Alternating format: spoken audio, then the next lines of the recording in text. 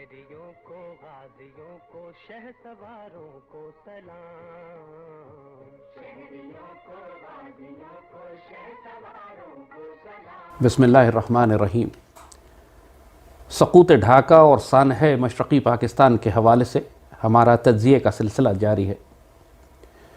یہ بات ہم آپ کو پہلے بتا چکے ہیں کہ 1971 کا سانحہ پاکستان کی ریاست کے کسی ایک ادارے کی غلطی نہیں تھا، پوری پاکستان کی ریاست ناکام ہوئی تھی، تمام ریاستی ادارے فیل ہوئے تھے، ہماری صفوں میں غدار تھے، نااہل تھے، مجرمانہ غفلت کے حامل افراد تھے، زانی اور شرابی لوگ تھے جن کی عقلیں معطل ہو چکی تھیں عورت اور شراب کی بوتل میں۔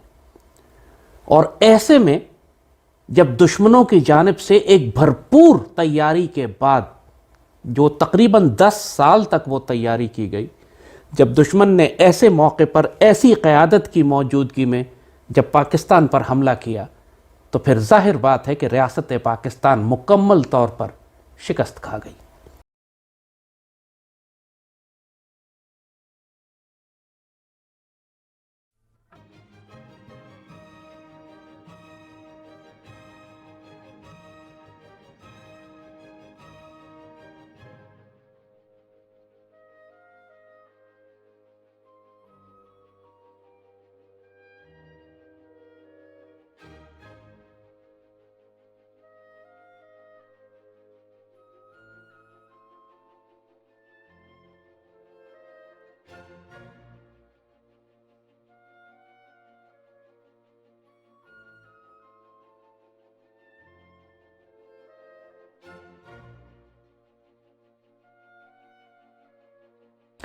یہ اتنا تکلیف دہ پہلو ہے کہ جب بھی ہم اس کا ذکر کرتے ہیں جلال سے انسان کے وجود کے رونگٹے کھڑے ہونے شروع ہو جاتے ہیں، وجود کانپنے لگتا ہے کہ کیسے ہو گیا یہ، ہاؤ ڈڈ دس ہیپن۔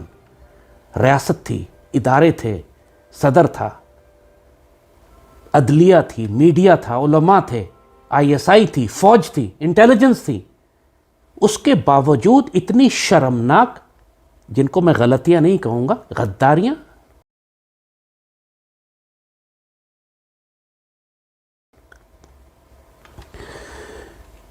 ہم نے آپ کو مسلسل جو پچھلے ہم تجزیہ کرتے چلے آئے ہیں، اس میں ہم نے آپ کو سیاسی جماعتوں کا کردار بھی بتایا ہے۔ ہم نے آپ کو یہ بتایا ہے کہ مجیب الرحمن اگرتلا سازش 1962 سے تیار کر رہا تھا، اور اس کو 1967 میں گرفتار بھی کیا گیا تھا، پورا غداری کا مقدمہ بھی اس پہ چلا، اور مکتی باہنی اس وقت تیار کر لی گئی تھی، اور 70 کے انتخابات میں دہشت اور طاقت کے زور کے اوپر عوامی لیگ نے مشرقی پاکستان میں 100% سیٹیں جیتی تھی۔ وہ ہم بتا چکے ہیں آپ کو۔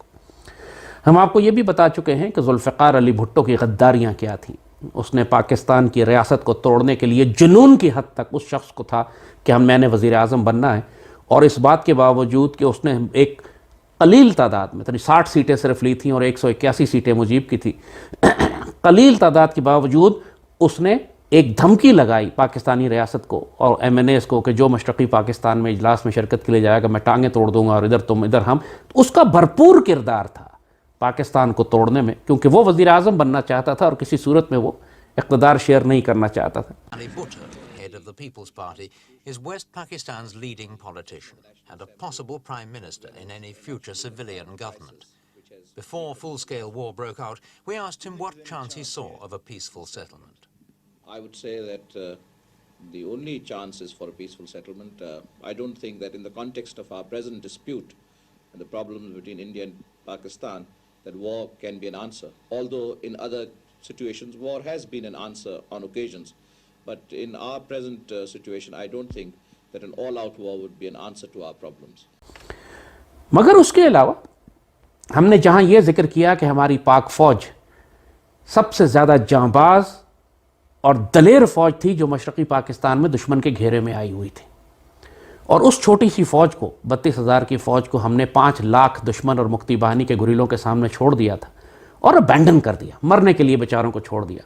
اور وہ اس بات کو جانتے ہوئے بھی کہ یہ لاسٹ کاز ہے، اس بات کو جانتے ہوئے بھی کہ مغربی پاکستان سے کوئی امداد ہمارے لیے نہیں آئے گی، پھر بھی اس پاکستان کو بچانے کے لیے سرفروشی سے لڑے کہ جو اب جہاں کی آبادی مجبور تھی پورے مشرقی پاکستان کے بنگالی پاکستان سے الگ نہیں ہونا چاہتے تھے.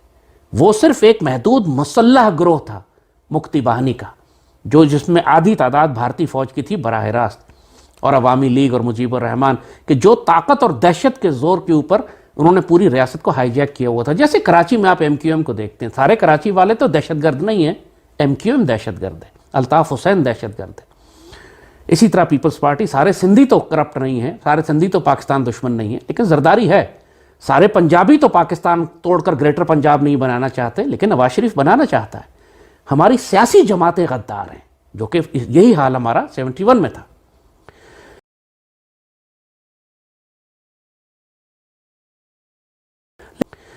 لیکن آج ہم جس موضوع پہ بات کریں گے وہ بہت حساس ہے. حساس موضوع یہ ہے کہ اس جنگ میں پاکستان کی عسکری حکمت عملی کس طرح ناکام اور فیل ہوئی, کس طرح جی ایچ کیو نے پوری پاکستانی ریاست کو دھوکہ دیا. یہ بہت سخت بات ہے, مگر چونکہ یہ ایک ہماری تاریخ کی ایک شرمناک حقیقت ہے, لہٰذا اگر اس کا تجزیہ نہ کیا گیا تو آئندہ بھی ہم وہی غلطیاں دہراتے رہیں گے. جی ایچ کیو میں اس وقت ایک ڈاکٹرن تیار کی گئی.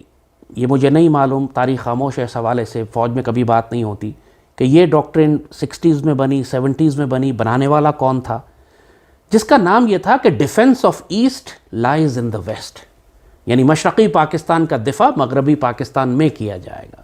یعنی دوسرے لفظوں میں مشرقی پاکستان کو ہم خالی چھوڑ دیں گے اور اس کے دفاع پہ ہم توجہ نہیں دیں گے, اور ساری توجہ ہم مغربی پاکستان پر دیں گے, اور اگر مشرقی پاکستان پر حملہ ہوا تو ہم مغربی پاکستان سے حملہ کر کے دشمن کو مجبور کریں گے کہ وہ مشرقی پاکستان پر سے اپنی فوجیں ہٹا لیں.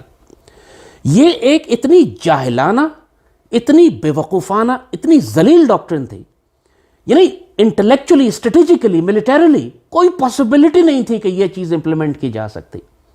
کس نے بنائی, کس غدار نے بنائی, کس قسم کا کوئی جاہل بے وقوف شخص تھا جس نے یہ ڈاکٹرن بنا کر آرمی کو پریزنٹ کی, قوم کو پریزنٹ کی اور ایکسیپٹ کر لی گئی. اس کو کبھی ویلیڈیٹ نہیں کیا گیا. ویلیڈیٹ کا مطلب ہے کبھی وار گیمنگ نہیں ہوئی اس کے اوپر کہ جی ہم مشرقی پاکستان کے دفاع کے لیے مغربی پاکستان کو موبلائز کریں گے اور یہاں سے حملہ کریں گے, اور دشمن کے کون کون سے ٹارگٹس ہیں جن کو ہم اتنا پریشر ڈالیں گے کہ بھارت اپنی مشرقی سرحدوں سے فوجیں ہٹا کر مغربی سرحدوں پر ہمارے خلاف لے آئے اور مشرقی پاکستان کا دفاع ہو جائے. اس کو ویلیڈیٹ بھی نہیں کیا گیا کبھی. ایک ہائپوتھیٹیکل, تخیلاتی وہم, ایک توہمہ ذہن میں بنا کر یقین کر لیا گیا کہ جی اسی طرح ہوگا, آئندہ کبھی جنگ ہوگی تو ہم مشرقی پاکستان کا دفاع مغربی پاکستان سے کریں گے. اور نتیجہ یہ ہوا کہ جب آپ ایک فالس ڈاکٹرن لے کر چلتے ہیں, جب آپ ایک ایسی ڈاکٹرن لے کے چلتے ہیں جس کو کبھی آپ نے وار گیمنگ نہیں کی, کبھی زمین پر اس کو ویلیڈیٹ نہیں کیا, کبھی ایکسرسائز نہیں کی اس کو کنفرم کرنے کے لیے کہ یہ بات ٹھیک بھی ہے کہ نہیں, کہ 1000 میل دور اپنی ٹیریٹری کو ہم کیسے ڈیفینڈ کریں گے مغربی پاکستان میں جنگ کر کے, تو نتیجہ یہی ہوا کہ جب 22 نومبر کو بھارت نے حملہ کیا مشرقی پاکستان پر, اس سے پہلے 10 مہینے سے گریلا جنگ چل رہی تھی, مکتی باہنی مسلسل پاکستان آرمی پر حملے کر رہی تھی مشرقی پاکستان میں. جب 22 دسمبر کو باقاعدہ بھارتی فوج سرحد پار کر کے مشرقی پاکستان میں داخل ہو گئی, ڈھاکہ کی جانب آنے لگی, تو مغربی پاکستان میں ہر کوئی معطل ہو کر رہ گیا, جس کو کہتے ہیں پیرالسس ہو گیا, ان پر فالج کا حملہ ہو گیا, اور لوگ سوچتے رہ گئے کہ اب ہم کیا کریں. وہ ساری تھیولوجی, وہ ساری ڈاکٹرن جو بنائی گئی تھی کہ مشرقی پاکستان کا دفاع مغرب سے کیا جائے گا, وہ وہیں کا وہیں جام ہو گیا. اور 4 دسمبر تک مغربی پاکستان نے اعلان جنگ نہیں کیا. یعنی کتنی شرمناک بات ہے سوچیے کہ مغربی پاکستان کی قیادت, جس میں بھٹو کا بہت بڑا کردار تھا, وہ واز اے پولیٹیشین, لیکن بڑی حکومت کے سارے ایڈوائزری, کیونکہ الیکشن جیت چکا تھا, سب کو معلوم تھا آگے رول ہوگا, اسی لیے یونائٹڈ نیشنز میں فارن منسٹر کے طور پہ بھی بھٹو کو ہی بھیجا گیا تھا. Legalize everything that has been illegal till 13th or 15th of December 1971. I will not be a party to it. We will fight. We'll go back and fight. My country hearkens for me. Why should I waste my time here in the Security Council? Yahya Khan کے ساتھ اس کی باقی advisory, جس میں سب سے بڑا نام general Ghulam Umar کا ہے, جو اسد عمر کا اور زبیر عمر کا باپ. ان کی سازشیں کیا تھیں؟ چونکہ جیسے کہا کہ وہ سارا ریکارڈ ان سب نے بعد میں جی ایچ کیو میں جلا دیا تاکہ ہم پہ مقدمے نہ بن سکے, اور بعد میں یہی وہ مقدمہ بن ہی نہیں سکا, ایویڈنس ہی جل گئی. جیسے آج زرداری کے سارے کیس جل جاتے ہیں, ساری فائلیں غائب ہو جاتی ہیں, نیب سے چوری ہو جاتی ہیں, لنڈن سے اس کے سارے ڈاکومنٹس غائب ہو جاتے ہیں. یہ مافیاز کا پرانا طریقہ ہے, ثبوت غائب کر دو اپنے خلاف. تو 4 دسمبر کو پہلی مرتبہ پاکستان نے اعلان جنگ کیا، مغربی پاکستان نے، اور وہ بھی ہاف ہارٹڈ، کسی کو پتہ ہی نہیں تھا کرنا کیا ہے۔ ڈھاکہ فال ہونے میں 10 دن رہ گئے، دشمن فوجیں ڈھاکہ کے قریب پہنچ رہی تھیں، مشرقی پاکستان میں گھمسان کی لڑائی تھی۔ جب گھمسان کی لڑائی مشرقی پاکستان میں 22 نومبر کو شروع ہو چکی ہے، تو مغربی پاکستان میں جنگ 4 دسمبر کے بعد کیوں شروع کی؟ 22 کو کیوں نہیں شروع کی؟ بلکہ 22 سے 6 مہینے پہلے کیوں نہیں شروع کی؟ جب یہ معلوم تھا کہ دشمن جنرل مانک شاہ 1 سال تک مسلح تیاریاں کرتا رہا، حتیٰ کہ ریلوے لائن تک بچھائی اس نے مشرقی پاکستان کے اطراف میں اسلحہ اور ٹینک اور توپیں اور سامان لے جانے کے لیے، یہ سب کچھ کیا مغربی پاکستان کو نظر نہیں آ رہا تھا؟ ہماری آئی ایس آئی کہاں تھی اس وقت؟ اس کو نظر نہیں آ رہا تھا کہ دشمن ایک انویژن لیول پلاننگ کر رہا ہے۔ اس وقت کی پاکستان آرمی کی قیادت، جیسے کہا کہ ایوب خان تو بیچارہ جا چکا تھا، سارا یحییٰ خان کے ہاتھ میں تھا، اور یحییٰ خان سوائے زنا بدکاری کے شراب میں پڑے ہوئے کئی دن اپنے کمرے سے نہیں نکلتا تھا وہ عورت۔ تو اس کی حکومت کون چلا رہا تھا؟ اس کے ایڈوائزرز کون تھے جو یہ ڈیسیژن لے رہے تھے، فیصلہ کر رہے تھے کہ پاکستان کی ریاست کی عسکری حکمت عملی کیا ہوگی، ہم کیا جواب دیں گے؟ 4 دسمبر کو جب ہماری سب مرین ہنگور کراچی سے نکلی ہے اور اس کو بھیجا گیا ممبئی کے پاس جا کے دشمن کے جہازوں کو روکو اور ان کو مارو، تو رستے میں اس نے دیکھا دشمن کا پورا فلیٹ، 4 5 6 بحری جہاز بھارتی آ رہے تھے کراچی کی جانب، اور ہنگور نے جب یہ دیکھا کہ یہ آ رہے ہیں کراچی کی جانب، تو اس نے اپنا ریڈیو سائلنس توڑ کر، سب مرین پیغام نہیں دیتی، پیچھے نہیں بھیجتی، ایک دفعہ جاتی ہے تو غائب ہو جاتی ہے تاکہ کسی کو پتہ نہ چلے، لیکن ہنگور نے یہ رسک لیا، پانی پہ نکلی، اس نے ریڈیو سائلنس بریک کیا، میسج بھیجا کہ دشمن کے جہاز کراچی پر حملہ کرنے کے لیے آ رہے ہیں۔ اور پھر یہی ہوا کہ ہنگور کو چونکہ آرڈر نہیں تھا کہ آپ نے دشمن کے جہازوں کو روکنا ہے، لہٰذا اس نے ان کو جانے دیا ان کے نزدیک سے، حالانکہ اس وقت اگر ہنگور ان کو روک لیتی، ان پہ مارتی، ایک آدھ جہاز کو ڈبوتی، تو پھر کراچی پر حملہ نہ ہوتا۔ نتیجہ یہ ہوا کہ وہ حملہ کراچی پر ہوا، ہمارے سارے فیول ڈپو جل گئے، ہمارے بحری جہاز جلے، خیبر اور محافظ ہمارے 2 مائن جہاز تھے، بحری جہاز ڈوب گئے، ہمارے سینکڑوں سیلر اور ہمارے نیول آفیسرز بیچارے ڈوب گئے، بیچارے شہید ہوئے۔ اتنا بڑا تاریخی نقصان ہمیں ہوا 71 میں، خیبر اور محافظ 2 ہمارے بڑے جہاز غرق ہو گئے، اور ہنگور کے پاس سے گزر کے چلے گئے، لیکن ہنگور کو آرڈر نہیں تھا کہ آپ نے ان کو مارنا۔ اور جب یہ جہاز کراچی پر حملہ کرنے کے بعد انڈیا کے بحری جہاز جب واپس آ رہے تھے تو رستے میں خراب ہو گئے سمندر میں، پاک فضائیہ کو کہا گیا کہ دشمن کے جہاز خراب کھڑے ہوئے سمندر میں، جاؤ ڈبو دو ان کو۔ پاک فضائیہ سوچتی رہ گئی، کرے نہ کریں جنگ کس کو اچھا کرتے ہیں سوچتے ہیں۔ کون لوگ تھے وہاں پر؟ کس قسم کی غداریاں تھیں، کس قسم کے جہل تھے؟ یعنی جیسے ہم نے عرض کیا، پھر ہنگور آگے گئی، ہنگور نے جا کے پھر ککری ان کا جہاز تھا اس کو ڈبویا بھی، کرپان دوسرا تھا اس کو زخمی بھی کیا، لیکن جو اصل ڈیمیج تھا وہ ہو چکا تھا کراچی کو۔ ہمارے کئی جہاز، ہمارے سی لینز جو تجارتی جہاز کراچی آیا کرتے تھے، وہ سب انہوں نے تباہ کر، حتیٰ کہ وینزویلا کا، برطانیہ کا جہاز تک انہوں نے تباہ کیا انڈیا نے، یہ کہہ کر کہ یہ پاکستان کے لیے اسلحہ لے کر آ رہے تھے۔ انہوں نے ہمارا پورا کراچی بلاکیڈ کر دیا۔ اور یہی معاملہ ہوا کہ پھر مشرقی پاکستان بالکل ابینڈن ہو گیا، ہماری وہ سرفروش جانباز فوج اس بیچاری کو بتایا ہی نہیں کہ ہم کیا کر رہے ہیں۔ ایک ڈپلومیٹک دھوکہ کریٹ کیا گیا اس وقت بھٹو کی جانب سے، اس وقت کی حکومت کی جانب سے، کہ جی امریکنز کا 6th فلیٹ آ رہا ہے ہمیں بچانے کے لیے، اور پوری دنیا میں پروپیگنڈا، اور پاکستانی قوم کو بچایا جا رہا ہے کہ امریکنز آ رہے ہیں، ان کا 6th فلیٹ آ رہا ہے، اور ایئر کرافٹ کیریئر آ رہا ہے، مشرقی پاکستان جا رہے ہیں وہ، اور وہ انڈیا کو روک لیں گے۔ ایک لوگوں کو ایک وہم میں رکھا، کسی کو پتہ ہی نہیں لگا کہ ہمارے ساتھ ہو کیا رہا ہے۔ پوری فوج کو بھی، مشرقی پاکستان والی فوج کو بھی یہی دھوکہ دیتے رہے کہ 6th فلیٹ آ رہا ہے، تمہیں بچا لیا جائے گا، نکال لیا جائے گا، ہم امداد بھیج رہے ہیں، فکر نہ کرو۔ اور مغربی پاکستان میں اتنی ہاف ہارٹڈ جنگ شروع کی کہ اس کا کوئی امپیکٹ مشرق میں ہوا ہی نہیں۔ یعنی جیسے کہا کہ مغربی پاکستان میں بھی ہم نقصان اٹھانا شروع ہو گئے، ہمیں چوٹ لگنا شروع ہو گئی، کراچی ہمارا بلاکیڈ ہو گیا، ہماری ٹریڈنگ سپلائی روٹس، سی لینز بند ہو گئی، اور پھر جو ہم نے جنگ کی وہاں مغربی پاکستان میں، ہم نے بہت سا علاقہ لوز بھی کر دیا۔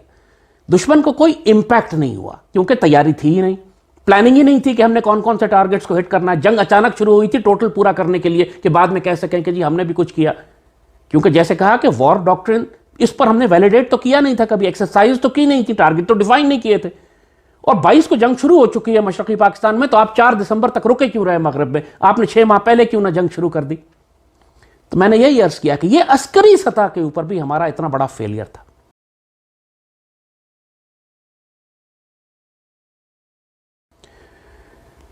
دوسری بات کہ جب یہ جو کچھ یہ ہو رہا تھا، جب یہ عسکری طور پر ہماری اپنی حکمت عملی غلط ہو رہی تھی تو عالمی سازشیں بھی اس وقت عروج پر تھیں. جیسی بات آپ کو پہلے بتائی تھی کہ 60s میں پاکستان دنیا کا سب سے تیز ترقی کرنے والا ملک تھا. ہم چین کی تربیت کر رہے تھے, ہم ساؤتھ کوریا کی تربیت کر رہے تھے, ہم ایٹمی پروگرام شروع کر چکے تھے, ہمارا ایٹامک انرجی کا مشن ہمارا بہت پہلے کا بنا ہوا ہے, ہم اسپیس میں راکٹ بھیج رہے تھے.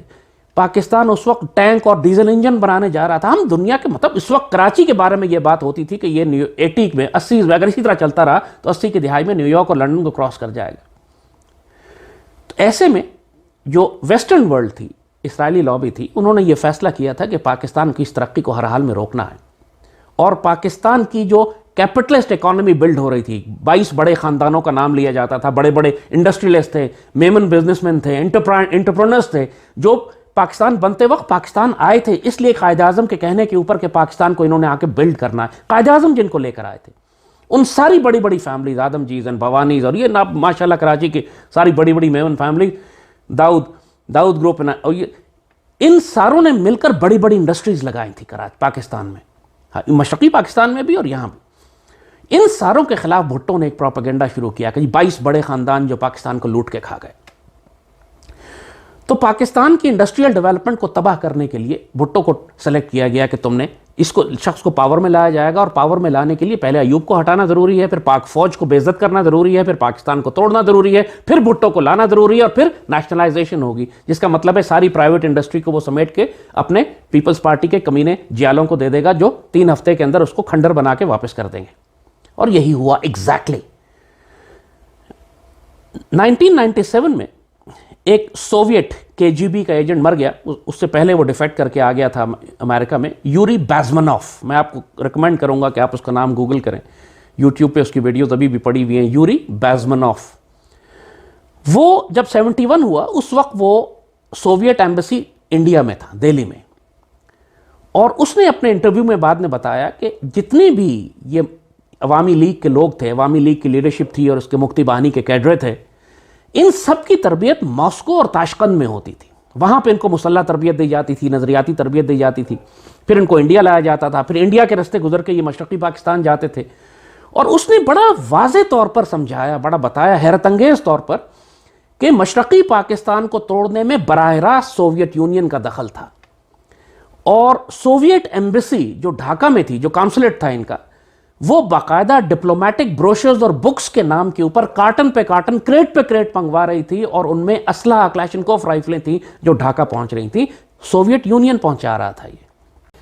The immediate impulse to defect was Bangladesh crisis, which was described by American correspondents as Islamic grassroots revolution, which is absolute baloney. There was nothing to do with Islam, and there was no grassroots revolution. Actually, there are no grassroots revolutions, period. Any revolution is a byproduct of a highly organized group of conscientious and professional organizers, but it has nothing to do with grassroots.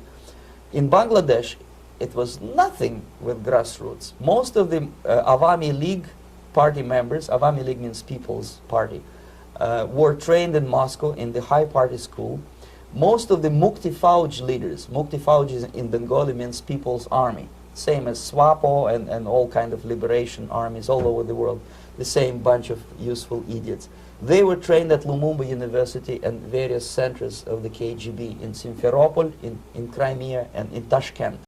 اور جو Dhaka university کے students کو اور مکتی باہنی کے مختلف کیڈرے کو مشرقی پاکستان میں تقسیم کی جاتی, چونکہ اگر انڈیا پہ نظر تھی بھی ہماری تو سوویت یونین کو, روسیوں پہ ہم نے نظر نہیں رکھی ہوئی تھی, اور وہ وہاں سے سارا سامان تقسیم ہوتا تھا ان مکتی باہنی کے دہشت گردوں کو ڈھاکہ سے, سوویت ایمبیسی سے.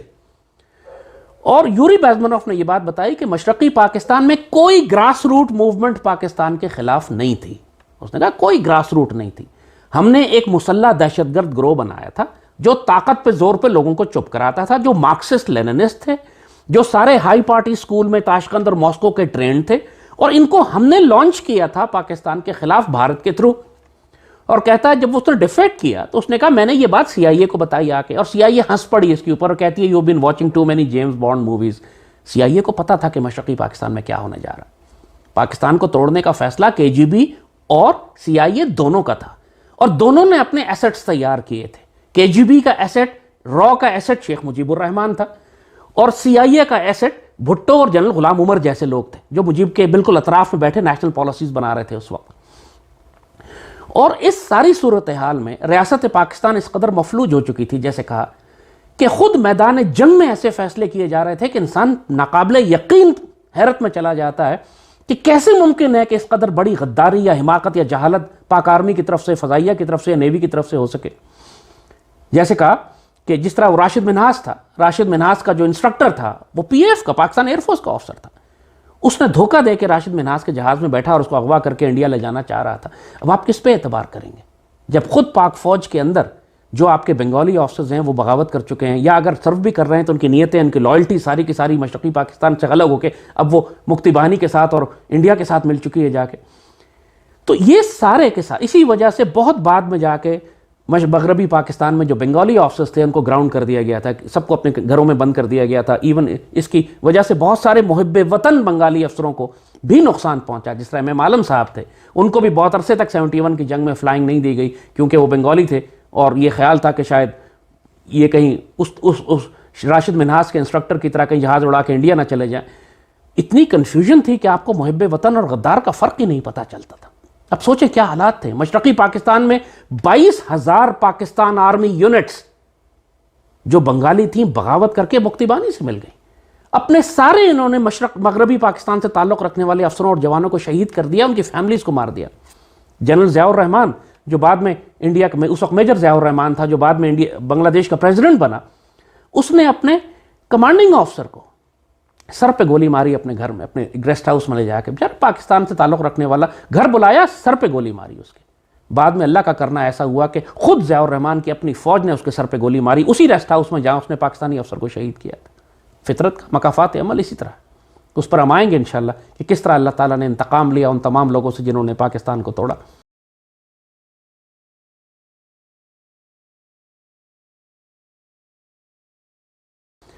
لیکن فی الحال اس عسکری حکمت عملی کی ہم بات کرتے ہیں کہ ہم ہر لیول پر فیل ہوئے. ڈپلومیٹکلی سوویت یونین پوری قوت کے ساتھ توڑنے پہ لگا ہوا تھا مشرقی پاکستان کو، باقاعدہ اسلحہ پہنچا رہا تھا ڈھاکہ میں. دوسری جانب امریکنز دھوکہ دے رہے تھے ہماری حکومت کو کہ یہ 6 فلیٹ آ رہا ہے، اور یہ دھوکہ باقاعدہ پھیلایا جا رہا تھا ڈس انفارمیشن کے طور پر. اور جو ٹولہ بیٹھا ہوا تھا اس وقت راولپنڈی میں، جی ایچ کیو میں، اسلام آباد میں، یحییٰ، جنرل غلام عمر، بھٹو اور اس کے ساتھ کے چند لوگ اور، وہ تمام کے تمام جس طرح شاطر طریقے سے ریاست کے ساتھ کھیل رہے تھے، پاکستان کے ساتھ کھیل رہے تھے، اس کے بعد کوئی چانس ہی نہیں تھا ریاست پاکستان کا کہ ہم بچ جاتے. اور یہی اس پہ نقصان ہوا کہ ثانیہ سقوط ڈھاکہ بھی ہوا. 10-15 لاکھ پاکستانی، 5 لاکھ پاکستانی مکتی بانی کے ہاتھوں شہید ہوئے، 2.5-3 لاکھ گرفتار ہوئے. بنگالی وہاں پہ بیچارے فیملیز، بہاری جو بھی کیمپوں میں رہتے ہیں مشرقی پاکستان میں، اتنا بڑا سانحہ ہو گیا اور پاکستان میں کسی ایک شخص کو ذمہ دار نہیں ٹھہرایا گیا. حمود الرحمان کمیشن رپورٹ بھٹو نے جو بنوائی وہ بھی صرف ایک سخت متعصب، سخت گھٹیا، تھرڈ ریٹ رپورٹ، جس میں کوئی، اس لیے عالمی سطح پر حمود الرحمان کمیشن رپورٹ کی کوئی اہمیت دی ہی نہیں جاتی. وہ اس لیے کہ اس میں انہوں نے تمام اسباب کا جائزہ ہی نہیں لیا. مقصد چونکہ بھٹو کا فوج کو ذلیل کرنا تھا، لہذا فوج کے افسروں کی اور جنرل نیازی کی جو غلطیاں تھیں بس انہی کے اوپر نگاہ رکھی اس نے کہ تم نے ایسے نہیں کیا اور ویسے نہیں کیا اور تم نے یہاں پہ غلطیاں کی اور یہاں پہ غلطیاں کی. سارا کا سارا فوکس اس کا صرف فوج کو ذلیل کرنے پہ تھا. اور جیسے کہا کہ بھٹو چونکہ اس فوج سے خوفزدہ تھا جو مشرقی پاکستان میں قید ہو گئی تھی، اسی لیے اس نے بھی 2.5-3 سال اس فوج کو بھارت کی قید میں رہنے دیا. ابھینندن کو تو آپ نے اگلے دن رہا کر دیا. بھارت نے کس قانون کے تحت جنگ ختم ہونے کے بعد 2.5 سال جنگی قیدی ہمارے رکھے؟ اس لیے کہ پاکستان حکومت ان کو لینا نہیں چاہتی تھی. اندرا گاندھی بھی ذلیل کرنا چاہتی تھی اور بھٹو بھی اس فوج کو قبول نہیں کرنا چاہتا تھا. تو جیسے بات کہی کہ یہ ریاست پاکستان ہر سطح پر اس بری طرح فیل ہوئی، پاک فوج اس بری طرح فیل ہوئی. پاک فوج اس مشرقی پاکستان والی فوج کو میں نہیں کہہ رہا ہوں، میں اس کے پالیسی میکرز کو کہہ رہا ہوں جو جے ایچ یو میں بیٹھے ہوئے تھے. اتنے شرمناک طریقے سے یہ فیل ہوئے. Defence of east lies in the west, یہ ڈاکٹرن ایسے کولیپس ہوئی اور اس کے نتیجے میں پاکستان ٹوٹ گیا. اور جس نے یہ ڈاکٹرن بنائی تھی کبھی اس سے سوال نہیں کیا گیا، کبھی اس کو لٹکایا نہیں گیا. دیکھیں آپ کو مثال دیتے ہیں. آج تک اسرائیل سیکنڈ ورلڈ وار کے بعد ان جرمنز کو تلاش کرتا پھرتا ہے کہ جو بقول اس کے جنہوں نے یہودیوں کا قتل عام کیا تھا. 80-90 سال کے بڈھے بابے جو ہیں ان کو پکڑ کے اسرائیل لایا جاتا ہے، ان پر مقدمہ چلاتے. مشرقی پاکستان میں ڈھاکہ میں آج بھی یہ مکتی بہانی اور عوامی لیگ کی حکومت جو ہے حسینہ واجد یہ غدار کی بیٹی، یہ آج تک پاکستان سے پیار کرنے والے مسلمانوں کو بہاریوں کو پکڑ پکڑ کے ڈھونڈ کے نکالتی ہے اور ان کو پھانسیاں دے رہی ہے، اور حامد میر ہمارا غدار ان کو کہتا ہے کہ پھانسیاں دو ان کو۔ قومیں اپنی غلطیوں کو اس کی اصلاح کرتی ہیں، چاہے اس میں 100 سال کیوں نہ گزر جائیں۔ پاکستانی ریاست کو بہت سنجیدگی کے ساتھ مشرقی پاکستان کے سانحے پر ایک مرتبہ پھر تحقیقاتی کمیشن کھولنا ہے۔ وہ تمام کردار جو چاہے غدار ہوں، چاہے مجرمانہ غفلت ہو، ان سب کو سزا دینے کی ضرورت ہے، چاہے ان کی قبریں اکھیڑ کر ان کو لٹکانا کیوں نہ پڑے۔ یہ بھاورتن کہہ رہا ہوں، یعنی ان کے آپ میڈل واپس لے لیں، ان سے آپ رینکس واپس لے لیں، ان کی پینشن واپس لے لیں، ان کو ڈکلیئر کریں کہ یہ ٹریٹر تھے، غدار تھے، مجرم تھے، انہوں نے ریاست پاکستان کو نقصان پہنچایا۔ ان کا ٹرائل ہونا ضروری ہے، اس میں بھٹو بھی ہو، مجیب ہو، غلام عمر ہو، یحییٰ ہو، اور جتنے ایلیمنٹس اس وقت کی جو لیڈرشپ تھی، جو ذمہ دار تھی اس بات کی کہ پاکستان کا دفاع کرے، لیکن ہر سطح پر فیل ہوئی۔ اور پھر یہ سبق اس سے کہ جب تک پاکستان اپنا دفاع خود نہیں کرے گا، اس وقت تک دنیا کی کوئی طاقت اس کا دفاع نہیں کرے گی۔ آپ چائنا کے آسرے پہ، امریکہ کے آسرے پہ نہیں بیٹھ سکتے پاکستان کا دفاع کرنے کے لیے، آپ کو خود اپنی ایک ایگریسو، پرو ایکٹیو ڈیفنس پالیسی بنانی ہوگی، آگے بڑھ کر دشمن کو مارنا ہوگا۔ ہم نے ہر سطح پر ذلت اور رسوائی دکھائی 71 میں، جانتے بوجھتے ہم کہ دشمن جنگ کی تیاری کر رہا ہے، ہم بیٹھے تماشے دیکھتے رہے، اپنے بھائیوں کو مرواتے رہے، باقاعدہ ابینڈن کر دیا 32,000 فوج کو اور مشرقی پاکستان کو کہ جانے دو ان کو، ادھر تم ادھر ہم۔ اس سے زیادہ سفاک غلطی، سفاک جرم ہماری تاریخ میں نہیں ہو سکتا تھا، اور وہی بات شرمناک کہ ایک آدمی کو سزا نہیں ہوئی اس پر۔ پاکستان کی آج کی قیادت کو بھی، چاہے سیاسی ہو یا عسکری، بہت غور سے مشرقی پاکستان کو سٹڈی کرنا چاہیے، کیونکہ آپ بے شک دنیا میں آپ کو سزا نہ لگے، ظاہراً مقدمہ آپ پہ نہیں چلا، لیکن جو ذلت اور رسوائی جنرل نیازی اور جنرل یحییٰ کے نصیب میں لکھ دی گئی ہے اور جنرل غلام عمر کے نصیب میں لکھ دی گئی ہے، وہ قیامت تک نہیں دھلے گی۔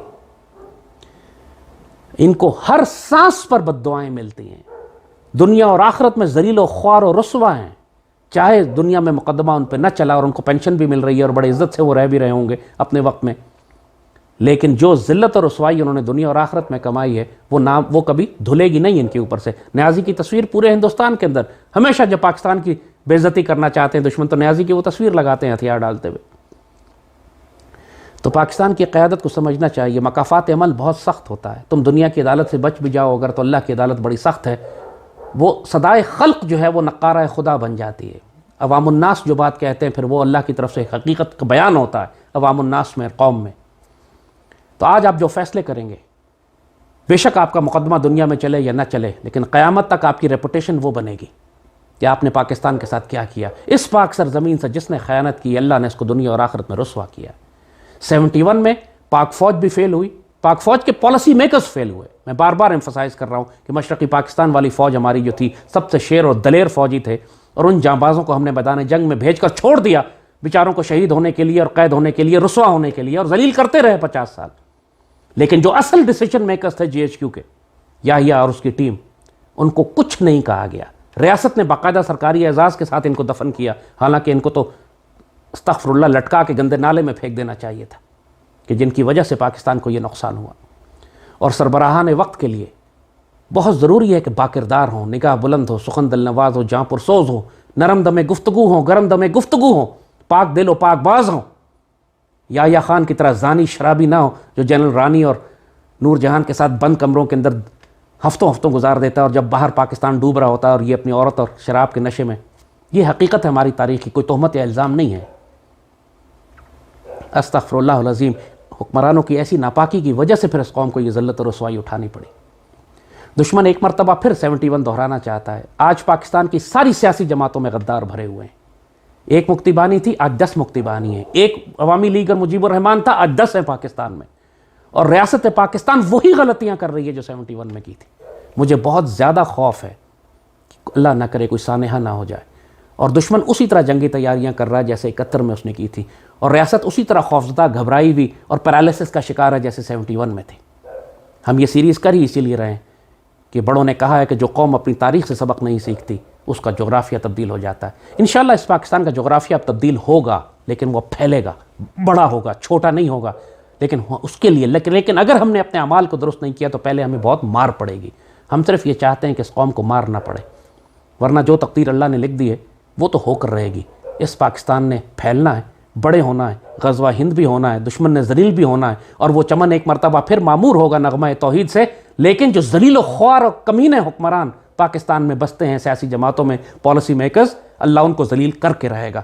اور اس کے لیے شاید ہمیں بھارت سے ایک خوفناک جنگ ہم پر مسلط کی جائے. وقت کے ہلاکو ہم پر مسلط کیے جائیں گے، جیسے اقبال نے کہا کہ ہلاکو اور چنگیز اور تیمور فطرت کے نشتر ہیں. شاید ہمارے لیے وہ نشتر مودی اور ہندوتو آئیڈیالوجی ہو جو ہماری قوم کو ایک مرتبہ پاکستان کی قدر کرانے کے لیے ہم پر ایک دفعہ تازیانے کے طور پر آئے. انشاءاللہ اس پاکستان کا تو اللہ حافظ و ناصر ہے، لیکن ہم بار بار کہتے ہیں یہ پاکستانی اپنی خیر منائیں، کیونکہ یہ اللہ کا عذاب بڑی سختی سے طلب کر رہے ہیں. اللہ پاکستان کا حامی و ناصر ہو. انشاءاللہ العزیز اگلی دفعہ تک جزاک اللہ خیر.